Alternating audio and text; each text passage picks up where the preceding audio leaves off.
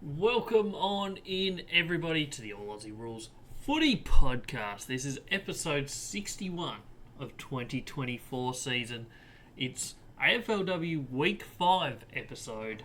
Big week of football coming up in both the men's and women's competitions.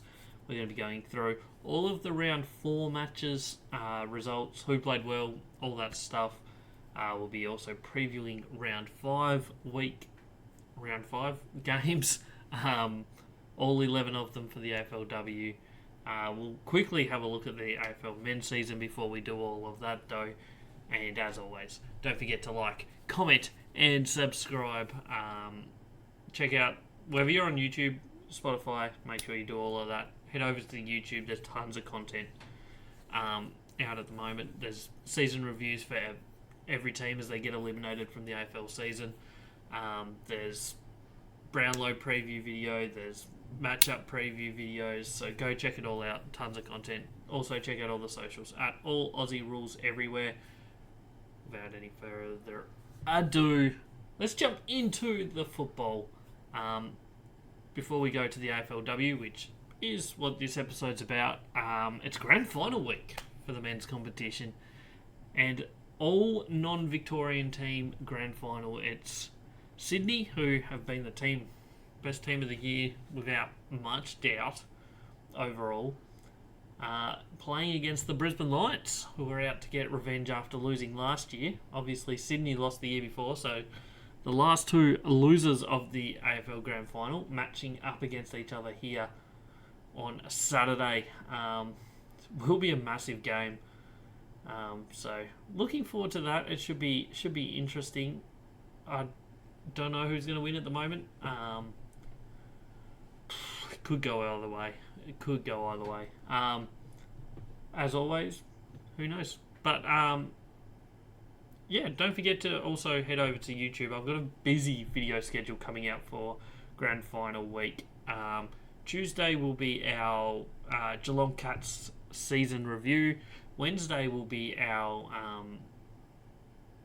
Port Adelaide season review video, and then it's all on to the grand final. Thursday is going to be a preview of the game. Friday will be teams and announcements and all of that. So that'll be the next episode of the podcast, episode 62, which will be all things AFL Grand Final. And then on Saturday morning, we'll be releasing another video, which will be just a last-minute look at everything Grand Final day. So plenty of content coming out over on YouTube this week, so go check it all out.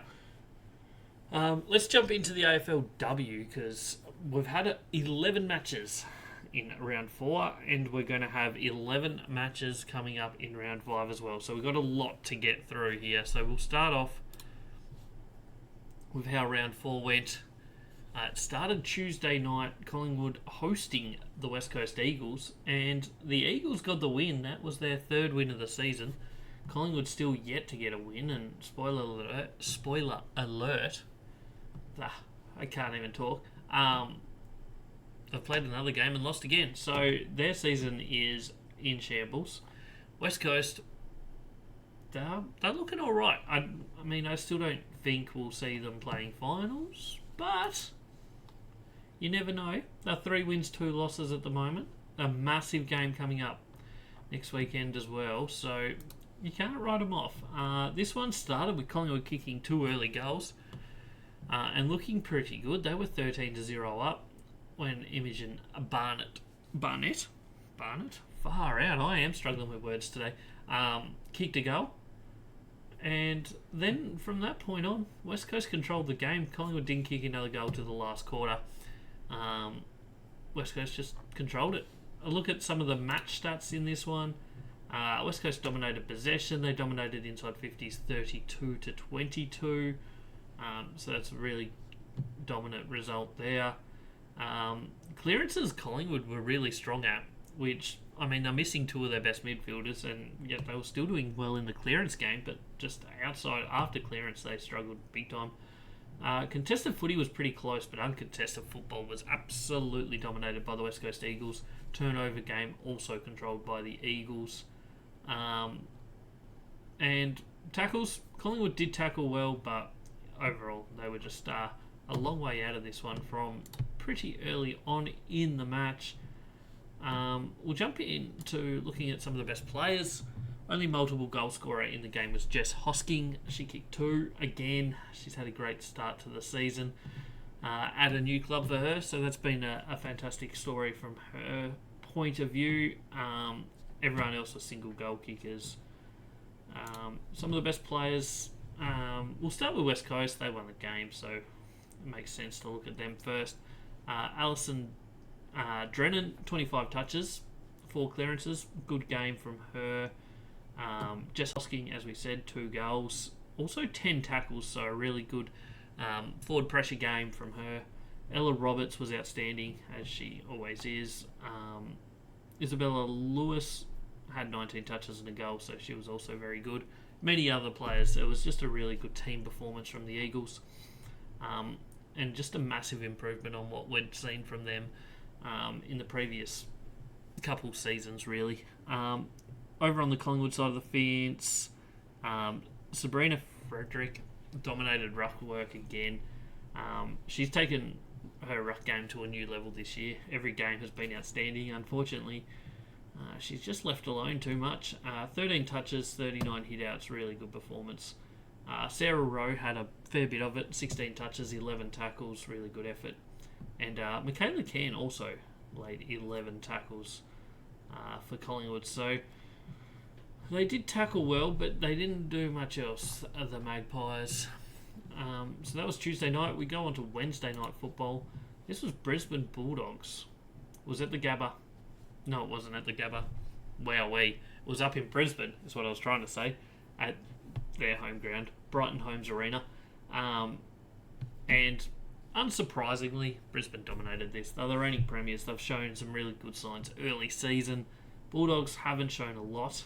However, they have played another game and they did get a win. So maybe there's some positives coming the Bulldogs' way, but they certainly got beaten in this one quite comfortably. It was 61-21 at three-quarter time, so a 40-point margin. They kicked the first 2 of the last quarter, did the Doggies, just to show a little bit of something. But, they were just in another class, really, the Brisbane Lions in this one. A look at the stats, almost 100 extra disposals the way of the Lions. 44-21 inside 50s is a domination, no doubt about that. Clearances was very similar. Well, when I say very similar, identical.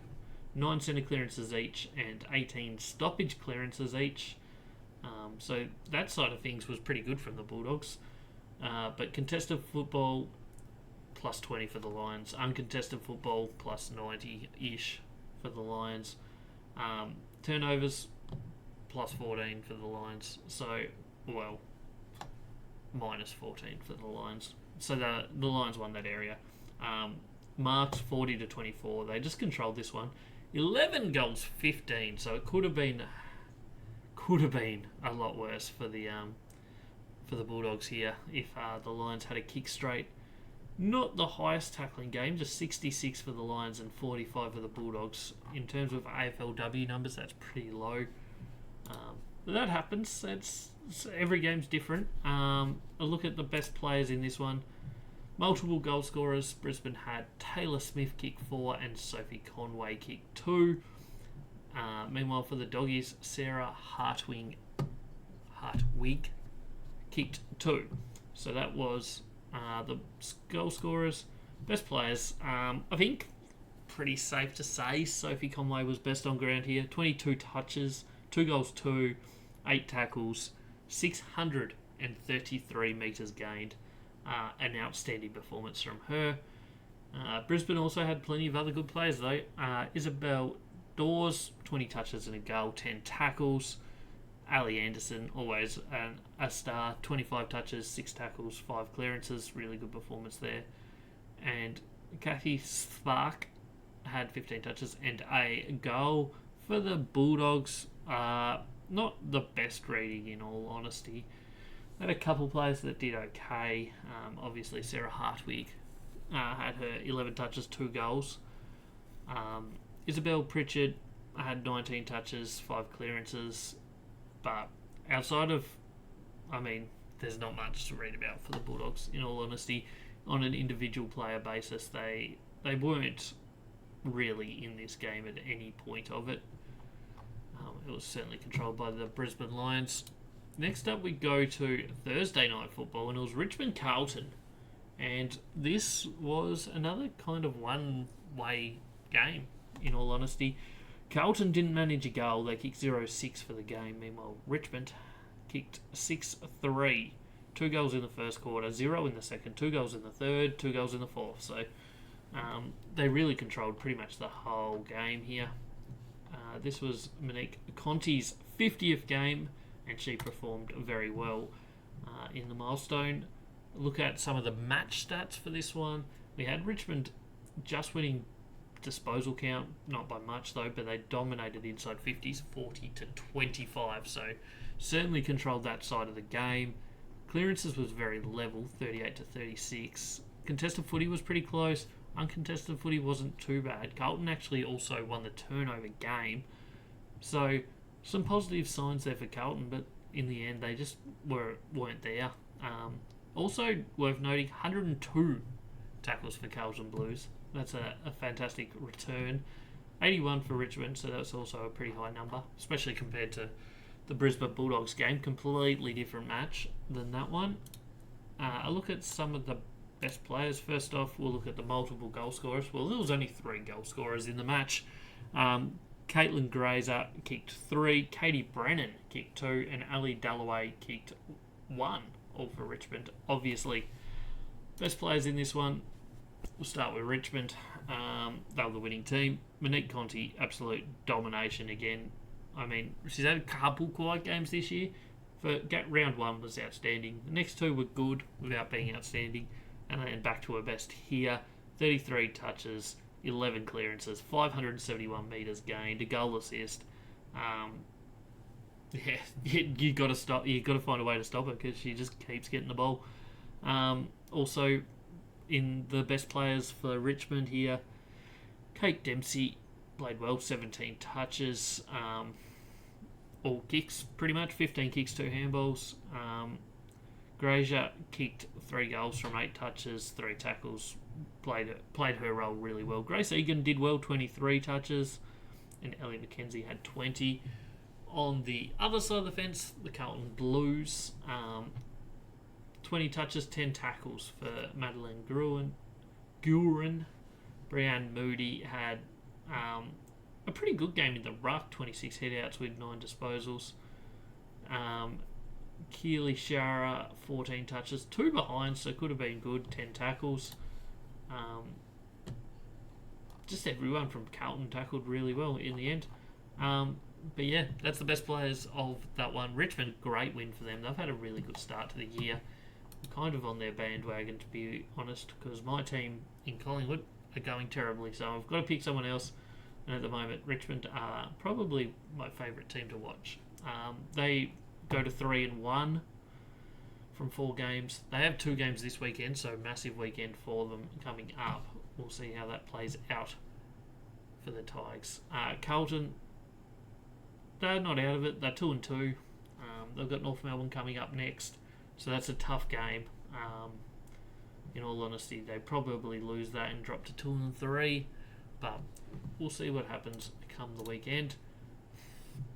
Next up is the Friday game. Friday evening. It was before the men's AFLW, the men's AFL game, obviously. This was at Whitten Oval. North Melbourne won it 42-6 in what was a pretty comfortable win. It was a weird sort of game because at half time it was 41-0, and then from that point on, North Melbourne kicked 1 point and Port Adelaide kicked 1 goal. So it was a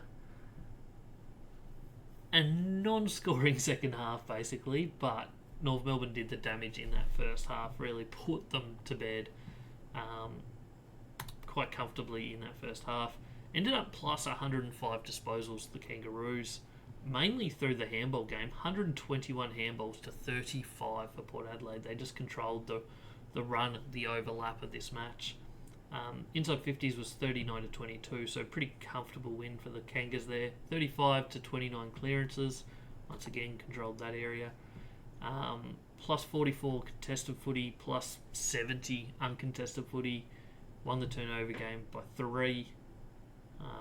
Kick 6-6. Meanwhile, Port Adelaide kicked 1 goal straight. Tackle count was huge. 129 for the Kangas, 91 for the Power. Don't have the numbers in front of me, but I would say that is the highest tackling game of the season so far, in my guess. A look at best players, only the one multiple goal scorer. It was Alice O'Loughlin for the Kangaroos. She kicked 2. Best players, we'll start with the Kangas. Ash Riddell, outstanding again. 30 touches, 13 tackles, 3 clearances, 308 metres. Jasmine Garner, 30 touches, 8 tackles, 9 clearances, 594 metres gained. Mia King was the king of tackles. She had 21 touches, 17 tackles, 4 clearances. Ruby Tripodi kicked a goal, 15 touches, 13 tackles. Honestly, you can just read out a massive long list of North Melbourne players here because they all did their role. Meanwhile, for Port Adelaide, maybe the best player, Abby Dorwick, had 18 touches, was pretty good with it, 8 tackles. Had a pretty solid game. Maria Maloney also 15 touches, but overall, this game was very one-sided in most stat categories, and those tackle numbers are absurd. Like, Port Adelaide's tackle numbers were pretty high, but when you look at it, 3 Kangaroos had more than 10 tackles, and then there's another 2 that had 9, and then another 2 that had 8, so a fantastic return, and a massive amount of tackles. In fact, every single player on the ground for both teams laid at least 1 tackle in this match. Not something that you see every day. That takes us to the end of that match. Puts Kangaroos still undefeated. They did have their draw in round 2, but they're 3 wins and a draw from 4 games, sitting 3rd on the ladder. Yep, they're looking pretty solid. Like, outside of that draw, they've kind of dominated the other 3 games. So they're pretty confident with where they're at, I reckon. Meanwhile, Port Adelaide, they've shown some positive signs this year that they have improved, but I mean, they sit 1-3. So their record doesn't suggest that it's great for them. Really tough game coming up early in the week this week as well, because they're going up against Richmond, who are obviously in some good form, as we mentioned a minute ago. So it'll be interesting to see how that one plays out come this weekend. So we'll move on to the next batch of games. These were our Saturday games. We had 3 of them.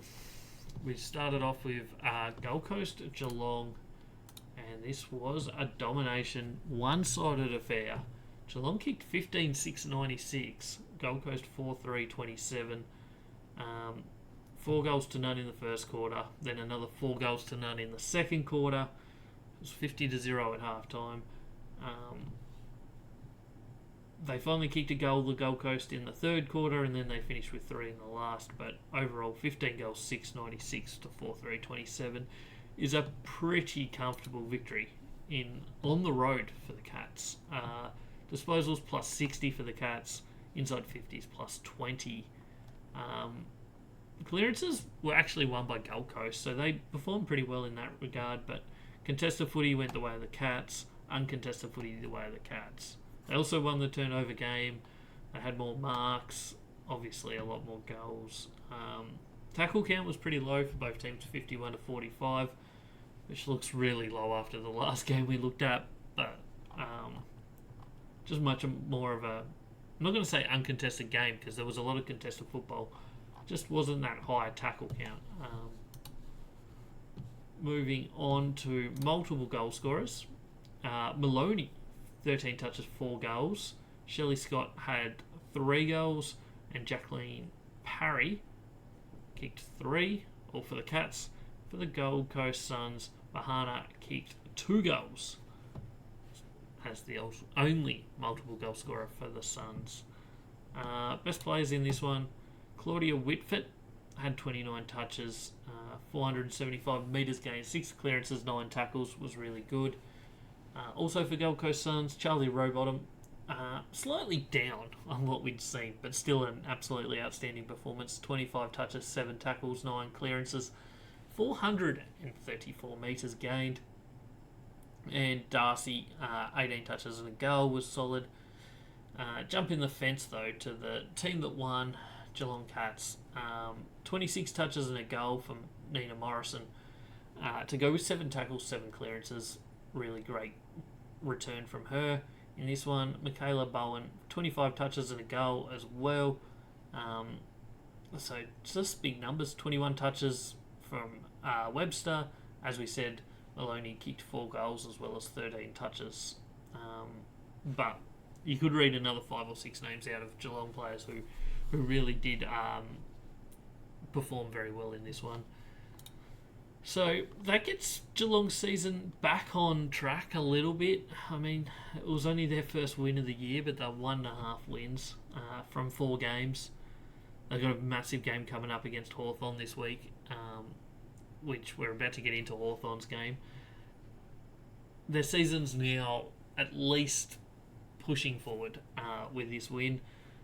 They'd had a couple narrow losses and a draw, so they were a little bit unlucky to not won a game in their first 3, but they certainly bounced back in this one. Gold Coast, the 1 draw from 4 games. They're looking okay, in all honesty, but I think they're going to end up in the bottom 4. In all likelihood, probably the bottom 3 teams at the moment. I think they're probably better than the Bulldogs, in all honesty, but they're clearly better than Collingwood. So probably 3rd bottom team overall, I would say, but we'll see how that plays out as the season progresses. Next game up, we had St Kilda Hawthorn. This was at in Melbourne at RSEA Park. It was on Saturday, early afternoon, and it was a domination. 11-8-74, played 2-5-17. Massive 57-point winners, Hawthorn Hawks, in this one.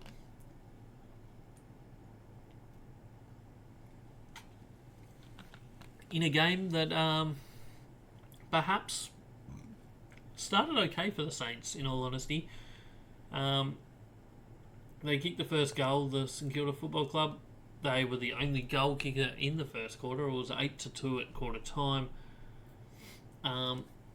When they kicked their second goal, pretty much tied it up. I think it put them 1 point down. That was halfway through the second quarter. But from that point onwards, it was one-way traffic. Hawthorn did this last week, or the week before, whichever week it was they played Collingwood. They put on a really good performance not out of nowhere, but just rampaged some goals. And they did it again in the last quarter here, kicking 6-1 in the last quarter, including 5 goals in the last half of the quarter to 0-0. So they can kick big scores in a quarter, can the Hawthorn Hawks, which is a little bit of a worrying sign for other teams, because I don't think there's too many other teams that can manage to do that at the moment, or as far as I can see at least. Stats-wise in this one, plus 100 disposals for Hawthorn. They controlled the footy. Plus 9 inside 50s. So not the biggest domination in inside 50s, but still comfortable enough. Clearance game was actually won by St Kilda here, plus 7 in clearances. All of them centre clearances. 11-4 centre clearances. Contested footy, uncontested footy, and turnover game were all dominated by Hawthorn. Plus 90 in uncontested footy, plus 14 in intercepts for Hawthorn, so really good performance there. Mark count 76-20 is an absolute domination, and just shows you how much control Hawthorn had in this game compared to St Kilda. 11 goals, 8, played 2-5. Tackle count was won by St Kilda 69-64, but they were chasing the Hawks around the park most of the day. Look at some of the stats in this one. Multiple goal scorers, for Hawthorn. Greta Bodie kicked 6. Outstanding return from her in this one. So she kicked 2. Aine McDonough, who kicked 2 goals for Hawthorn as well. And Jessie Wardlaw kicked 2 goals for St Kilda. So some good goal kickers, some good performances there. That doesn't get Bodie to the top of the... I was going to say the Coleman. It's not the Coleman. The women's goal kicker this year. But it only puts her a couple goals behind. The leader, she's on 8 goals now, is Bodie. So great performance in this one. To kick 6 in a match is a fantastic effort. You've got to remember those shortened quarters. Typically lower scoring games. So yeah, really good return from her. When you could, just throughout the whole match, really.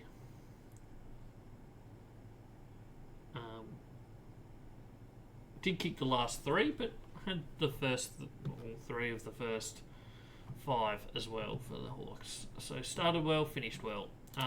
Other good players in this one. Oi, that's not the right button. I think clearly best on ground is a Bodie with 18 touches, 6 goals. Lucy Wales was good in the ruck for the Hawks. Eliza West did well as well, 21 touches, 10 clearances. Plenty of other good performances. Hawthorn controlled the footy, got plenty of it, so there's a lot of their names up towards the top of this one. Jessie Wardlaw for Saints was probably their best player, 16 touches, a couple goals. 377 metres gained was really solid. Gilroy was solid as well, 15 touches and a goal. But overall, this game was controlled by the St Kilda Football Club. No, not by the St Kilda Football Club, by Hawthorn Football Club. So that puts Hawthorn 5th on the ladder, 3 wins and a loss through 4 games. Really good result. They got Geelong this week, so that'll be interesting to see how that goes, because obviously Geelong finally on the winners list, and we'll be looking for back-to-back wins. Meanwhile, St Kilda, up until this point, they hadn't lost a game, but as I kind of predicted going into this week, I thought they were slightly overs where they were, and that showed to be right. They're still in a pretty solid spot, 3 wins and a loss, and ahead of 3 teams that have played an extra game than them, so positive signs there.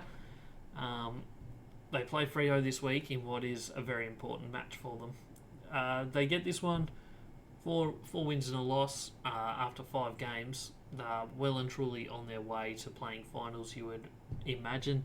You're probably going to need at least 6 wins to play finals, but if they had 4 in the first 5, it gives them 6 games to get 2 or 3 more wins. And in all honesty, you should probably make it from that point. Next game up is Fremantle-Melbourne. This was over in Freo, and it was an absolute cracker, in all honesty. It looked like Melbourne were going to win this one. It was 41-23 at 3/4 time in the favour of the Demons, and they couldn't score in the last quarter.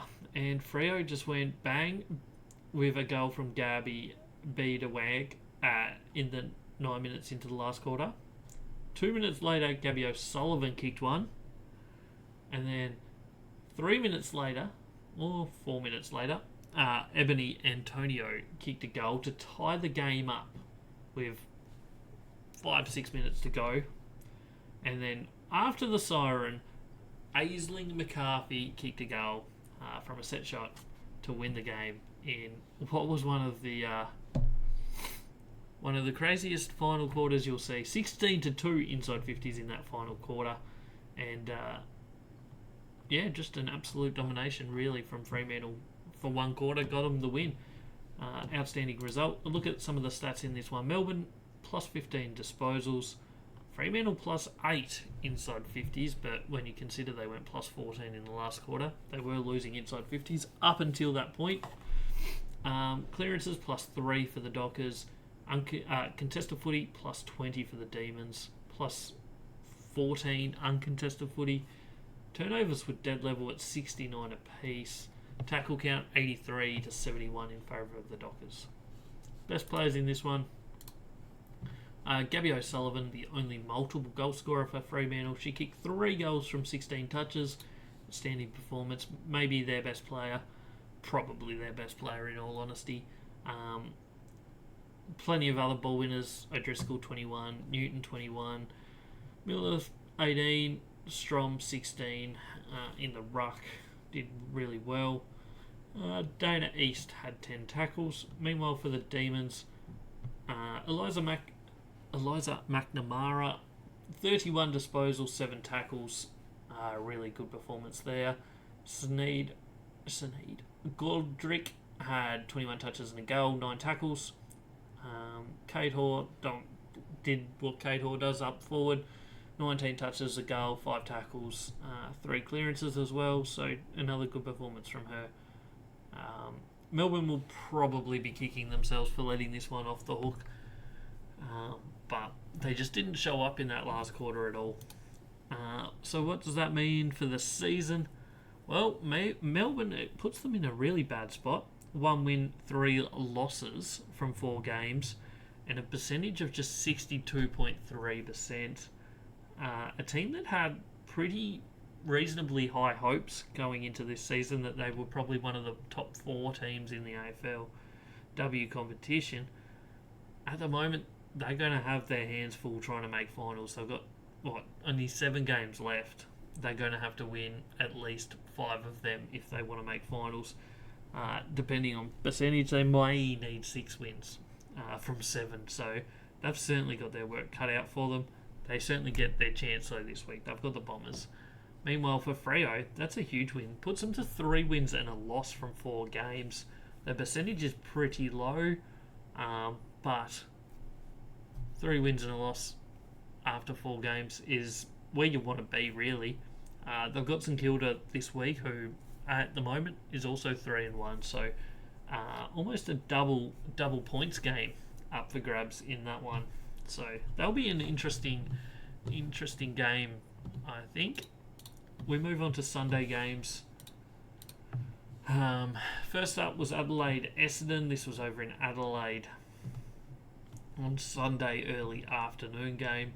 And Adelaide, it was a bit of a tight tussle early, but Adelaide kicked away late in the second quarter and then just kind of cruised their way to victory to win this one by 33 points in the end. Stats-wise, plus 14 for the Crows in disposals, plus 10 inside 50s. Clearances went the way of the Bombers by 2. Contested footy was dominated by Adelaide. Uncontested footy was pretty level. Adelaide also won the intercept game. 9 goals, 8, played 4 goals, 5, so neither team kicked overly accurately. 63 tackles to 66 in favour of the Bombers.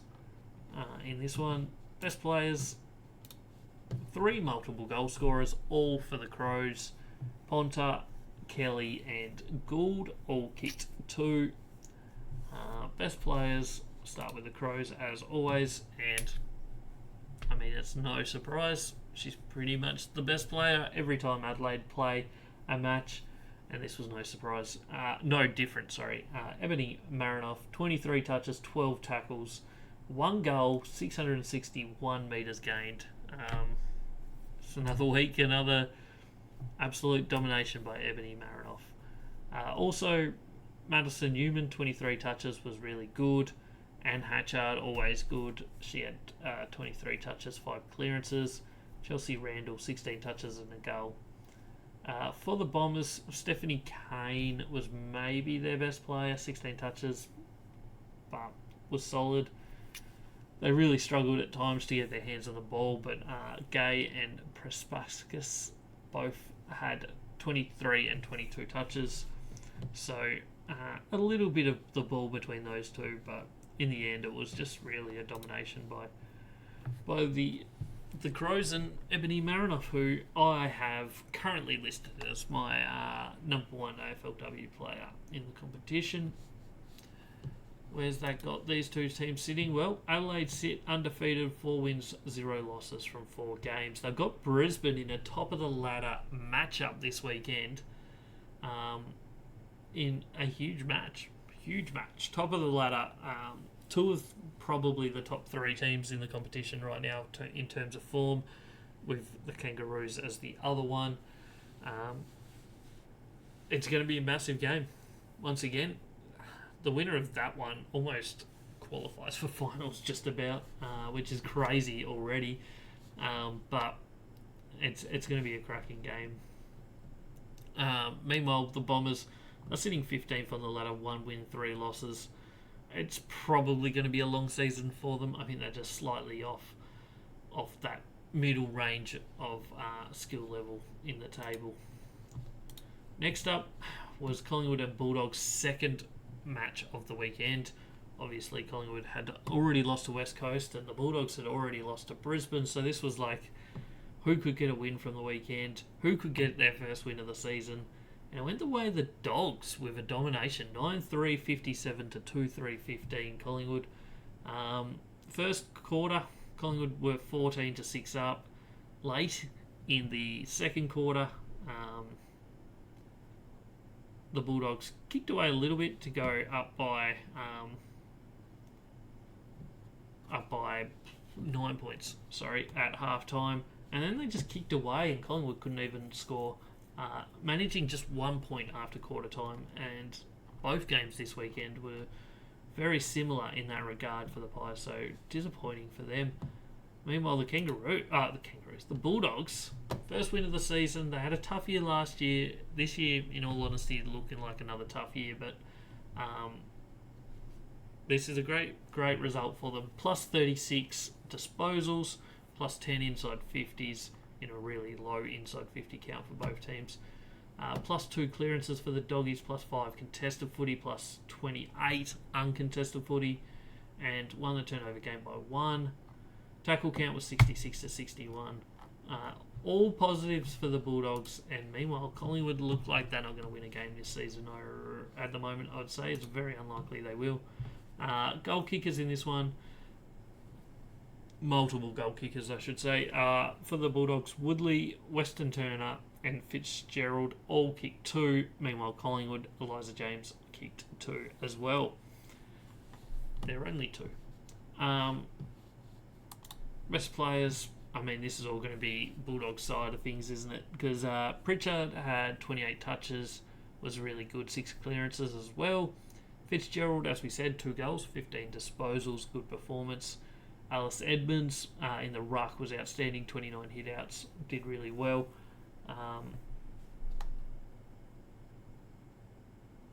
For the first time this season, maybe Sabrina Frederick got beaten in the ruck contest. So, a bit disappointing for her because she'd had a good season up to that point. For Collingwood, Sarah Rowe played her second good game of the weekend. 19 touches here, 6 tackles. Tani White returned from suspension, laid 11 tackles. So she was energetic and everywhere, does what she does best. Lucy Cronin is probably the one shining light for Collingwood this year. Been really good down back, and this was no exception to that. They're missing some players at the moment, Collingwood, and they're just really struggling to be competitive in a full quarter performance. They've been starting games well, but just after that, they really drop off. Collingwood sit 18th, 0-5. I can't see where they're going to win a game. They've got Gold Coast this week, so it's not the hardest matchup of all time, but yeah, it's going to be a struggle. So we've got the top of the ladder matchup coming up in Adelaide Brisbane this weekend, and we've also got the bottom of the ladder matchup in Gold Coast Collingwood. So not confident with Collingwood though. Bulldogs, they moved to 16th on the ladder, 1 win, 4 losses. I don't think they'll get too many more wins this year, but this was a positive sign for them nonetheless. And they've got a tough one this week against Sydney. Next game up, speaking of Sydney, is the Battle of the Bridge. It's Sydney v GWS, 43-40, 6 goals 7 to 6-4. It was close. Sydney looked like they had it, certainly most of the game, or early game at least. 3-1 in the first quarter. Still, neither team kicked a goal in the second quarter. But then in the third quarter, GWS got it back to pretty much just 1 point down at three-quarter time. But the last quarter, Sydney kicked away. GWS brought it back a couple times, but in the end, 3-point winners were the Swans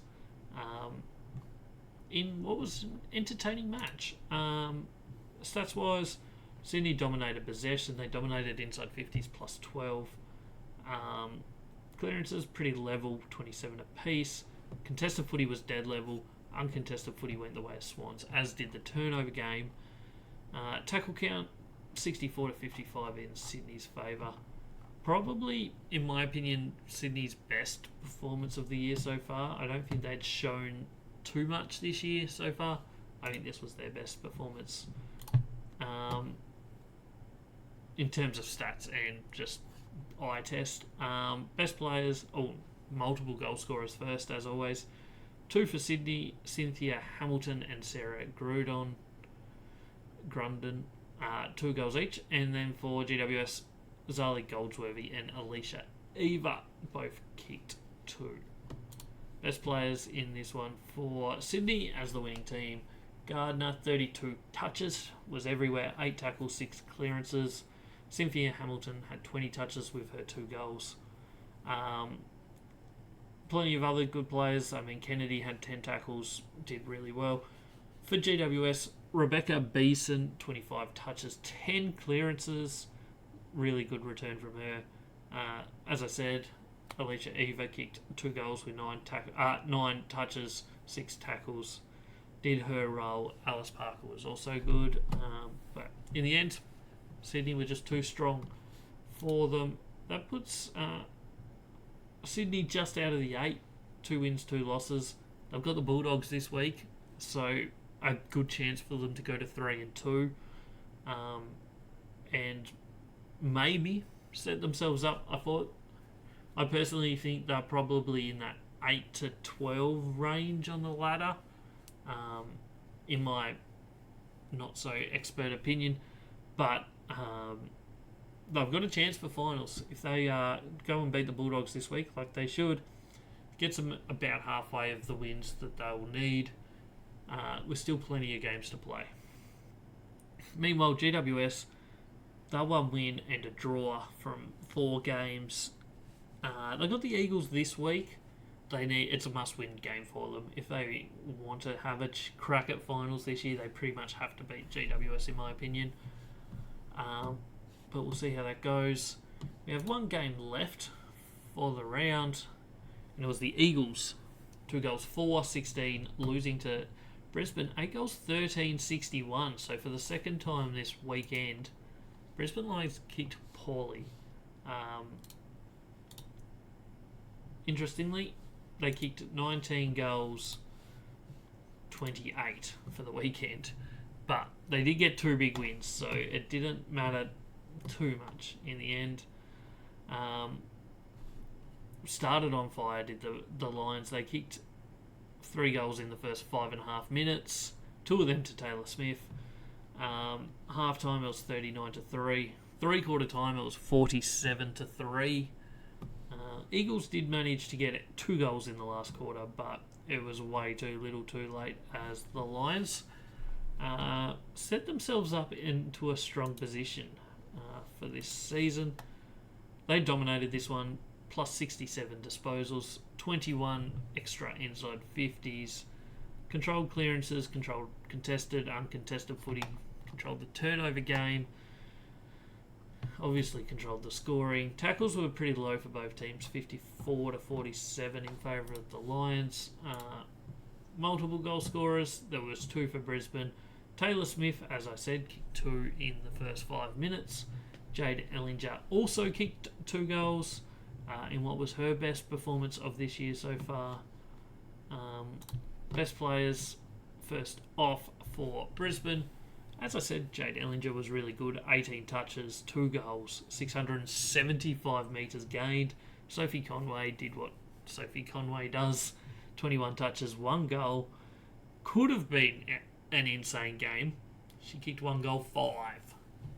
Imagine if that was 5 goals, 1 to go with 21 touches. This game could have been one of the all-time performances, but nonetheless, not to be.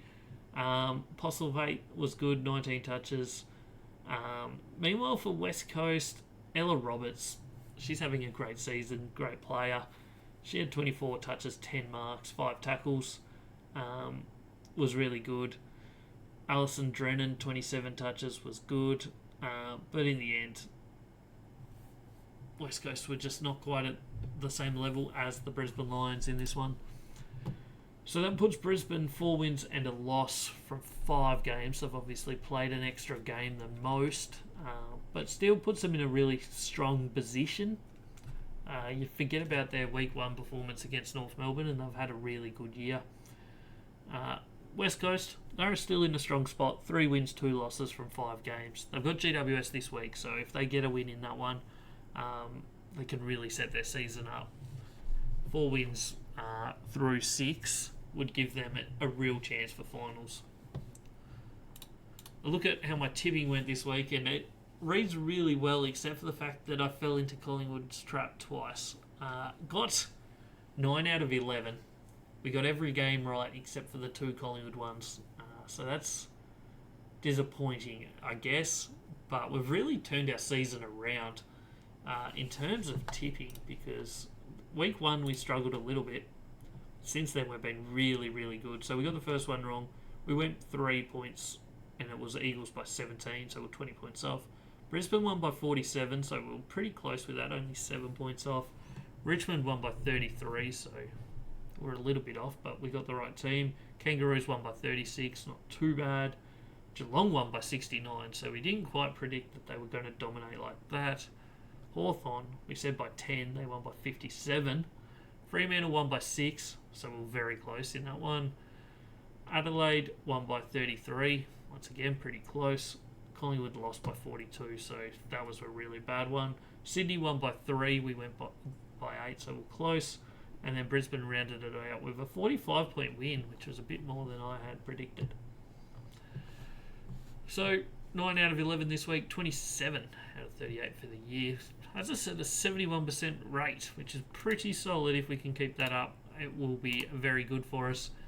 A look ahead to this week's football. We start on Tuesday again. We got Richmond hosting Port Adelaide in Melbourne.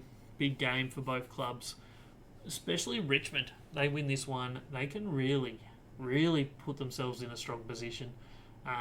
They play 2 games this weekend, and the other one is against North Melbourne, who are a very good team. So this game against Port Adelaide, I think, is very important for Richmond.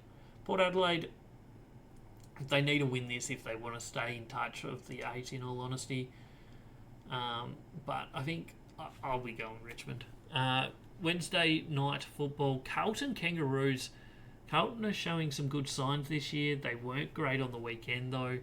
North Melbourne should be too strong, I would imagine, in this one. Thursday night footy, Geelong Hawthorn. Geelong showing signs this weekend that they can compete. They were really, really good against Gold Coast. They've got a tough challenge here. Hawthorn, who are showing that they're maybe in the top 4 teams at the moment in the AFL. Obviously 5th on the ladder. But a 57-point win over the previously undefeated St Kilda was a bit of a warning sign to the comp, and if they go down to Geelong and smack them around, the rest of the competition will have to pay attention. We move on to Friday football. There's a lot of football on Friday because obviously public holiday in Melbourne, grand final weekend. There's no AFLW games on Saturday at all, which isn't a surprise, being that it's AFL grand final. You don't want to be going up against that with anything else. So we've got 4 games on Friday. First one is Collingwood Gold Coast, bottom of the ladder clash. Could not pick Collingwood based on what we've seen so far this year. They have been atrocious. Gold Coast have shown at least some signs. They were pretty bad on the weekend, but they've shown some better signs. Next up, Essendon Melbourne. I think Melbourne will be too good for them. Even though they're struggling at the moment, I still think they're the better team. St Kilda Freo is a huge match for both teams. I think the fact that it's in Melbourne probably gives St Kilda the edge, but we'll see how that plays out. Next up, we got Bulldogs Sydney at the Whitten Oval. On Friday night footy, I think we have to go with Sydney in this one. They should be too good for the Bulldogs. And then we move on to Sunday football. We go down to Launceston for the first one. It's Kangaroos Richmond. 3rd and 4th on the ladder at the moment. They obviously have both played already this weekend by this point. Maybe game of the round, although there is also the Brisbane Adelaide game. So some really good games on Sunday. Might be worth watching. Certainly, I'll be at this game, the Kangaroos Richmond one. I'm looking forward to it. It should be tight, but I think Kangaroos are probably the better team. But I'll be cheering on Richmond, which is very strange because I doubt anybody's ever heard me cheering on Richmond in the men's competition before. For next up, we've got GWS West Coast, a massive game for both teams. GWS lose, they're probably starting to fall out of range of the finals. Meanwhile, if Eagles win this one, it's massive for their season. Then we've got the top of the table battle. It's Brisbane Adelaide. They probably won't be the first and second on the ladder by this point. It'll probably be Adelaide still maybe first. Kangaroos might have passed them both though. Should be a cracker. Brisbane need to do better than they did in round one when they went up against a good team in Kangaroos. But they have been showing that they've bounced back from that point and shown some good signs. So strap in. It'll be a great game, I think. And then we round out the weekend with a Port Adelaide Carlton. 13th and 10th on the ladder. Both teams really need a win to stay in touch, really. Carlton had a bad result on the weekend, so they need to bounce back. Port Adelaide also had a bad result, but they up against North Melbourne, who's one of the best teams. So we'll see how it goes. Port Adelaide showed some good signs early. Carlton have shown some good signs. It's going to be crazy that one of the teams is pretty much gone for the year after this one. Port Adelaide, I don't think we're expected to do too well this year, so it's not that surprising that they're not competing. But after the first two games, I was quietly confident that we'd see an okay performance from Port Adelaide this year. I'll have a look at my tips. There's 11 of them. First up, Richmond should take care of Port Adelaide. We've got them by 15. North Melbourne should take care of Carlton. I've got them by 25. Hawthorn, they're playing some very entertaining football, so I've gone with them, 5 points. Gold Coast to beat Collingwood because I cannot tip Collingwood again. They let me down twice on the weekend. Melbourne should be too good for Essendon. St Kilda to bounce back and beat Fremantle. Sydney too good for the Bulldogs. North Melbourne too strong for Richmond. GWS to get over the line over West Coast. Brisbane to beat Adelaide up in Brisbane, and Carlton to beat Port Adelaide in Adelaide to round out round 5 of the AFLW season. That's everything. That's the whole week of AFLW crammed into pretty much an hour's content. Really entertaining weekend of footy. Another one coming up this weekend. So check it all out. Certainly Friday's a good time to watch some AFLW.